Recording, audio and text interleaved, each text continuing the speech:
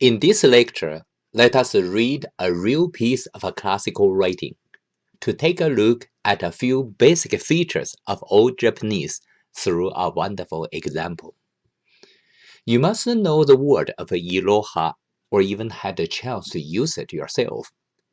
A dictionary may provide rudiment as the meaning of this word, or simply put it, the ABC. Iroha is a short poem with a clear meaning. At the same time, used all Japanese syllables, each in one time, that it plays a role as a chart of Japanese syllables for hundreds of years. It is a Japanese alphabet chart. This chart is much older than the Japanese syllabary 50-sound chart. Here is iroha. いろはにほへど、ちりぬるお。我がよ誰ぞ、常ならん。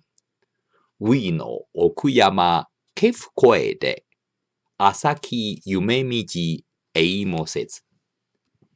As it is a chart of Japanese syllables and has been used in that way, such as to be a list to indicate an easy order, one should memorize it in heart. Here comes the first practice while one reads classical Japanese, to apply kanji into certain word without changing any of the writing. Here, to shift a unvoiced syllable, sei-on, to a voiced syllable, daku-on, such as to do, ka to nga, so to zo, is not being considered as a change. In another word, one could argue that in the old time there was no difference between an unvoiced sound and a voiced sound. With the help of a kanji, now can you figure out the meaning of this poem? Certainly, there are many versions of a translation into English, and here's one by Professor Ryuichi Abe, Harvard University. I will leave it to you to read aloud and to enjoy this translation. Now, I like to take this well-known classic to confirm a few basic features in classical Japanese to show how far or how close between the classical and the modern Japanese.